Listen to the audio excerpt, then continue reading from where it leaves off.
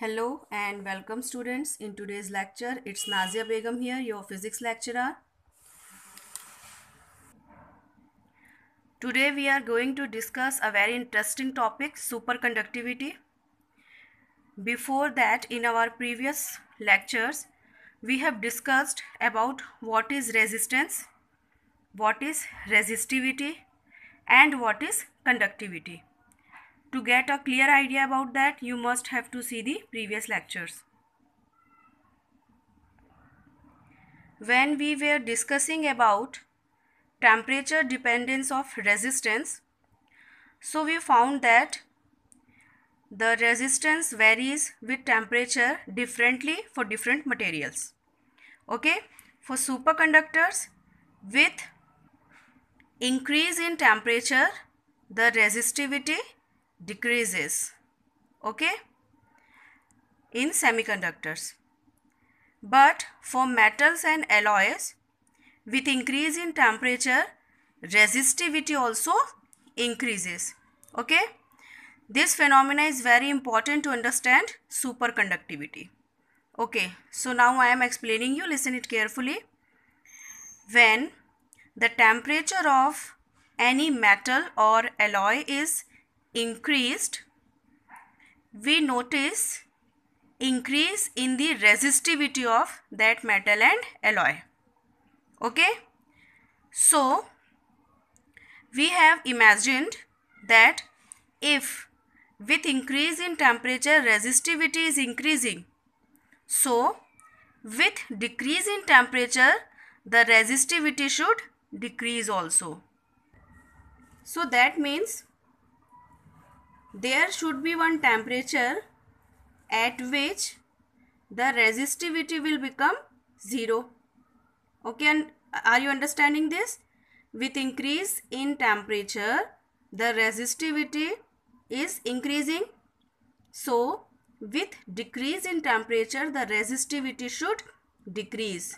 So, when we continuously decrease the temperature, there should be one temperature for the metal and alloys where the resistivity will become 0. Okay. So, now see the definition. The phenomena due to which a substance when cooled to a very low temperature loses its resistivity completely is called superconductivity. And the temperature below which it happens is called the critical temperature, and critical temperature is different for different materials. Okay.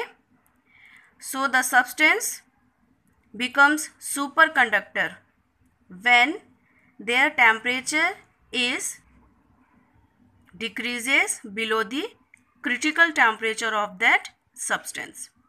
Okay, so practically all the metals and alloys does not possess this property, but some are there. Okay, like mercury is there. So when mercury is cooled down below the critical temperature, it shows the property of superconductor. Here in graph you can see, here is a graph. In x-axis we took temperature in Kelvin, in y-axis we have resistance. So here you can see when we decrease the temperature, okay, at 4.2 Kelvin the resistance of the mercury becomes 0, and after that it continuously remains 0. So here the resistance of mercury becomes 0. That means now when the current will flow in mercury, there will be no opposition in the flow of current, and that's why the current will remain there for infinitely long time. Without applying any continuous external source, we will get current always in mercury at this temperature. Okay. Some other materials also shows the phenomena of superconductivity like zinc, aluminium and many type of alloys. But some metals which are very good conductor, they don't show the phenomena of superconductivity. For example, copper, silver, gold, etc. They are excellent conductors but not the superconductors. Okay. So what is the reason of a conductor becoming superconductor?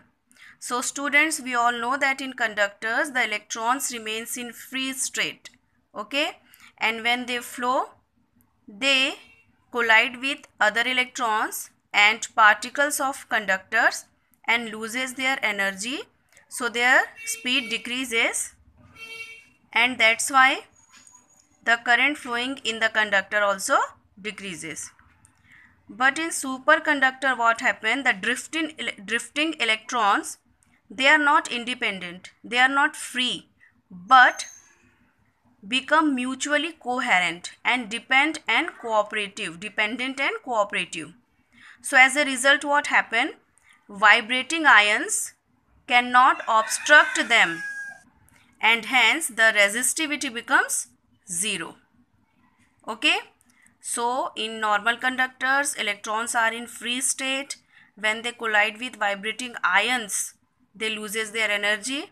But in superconductors, when the temperature is below the critical temperature, that time electrons are not free but they become mutually coherent, dependent, and that's why when they collide with the vibrating ions they will not affected by them, and that's why the amount of current will not decrease. That means resistivity has vanished. Okay. So the phenomena of superconductivity is practically possible, but it is very difficult to maintain such a low temperature. That's why it is very difficult to make a conductor a superconductor. Okay. Now let's see what is the practical application of superconductors. So here you can see the first one. In construction of superconducting magnets, in which magnetic field intensity will be many times that of the best normal electromagnet. The superconducting magnets cooled by liquid helium are used in practical accelerators and leviated vehicles. Then second, in power transmission through superconducting cables without any loss of power. Suppose if cables are made up of superconductors, so whatever amount of current is flowing in that, what happen? They will not face any resistance. So whatever amount of power or the current is supplied from the one point, at the other point same amount of current will be received. There will be no loss of current. Then third, in producing very high speed computers. So whatever supercomputers we are having, in that also we are using superconductors. Now let's see Meissner effect. So here you can see one object is there whose temperature is more than critical temperature. That means it is not a superconductor. So when this object is placed in magnetic line, these lines, they are showing the magnetic field.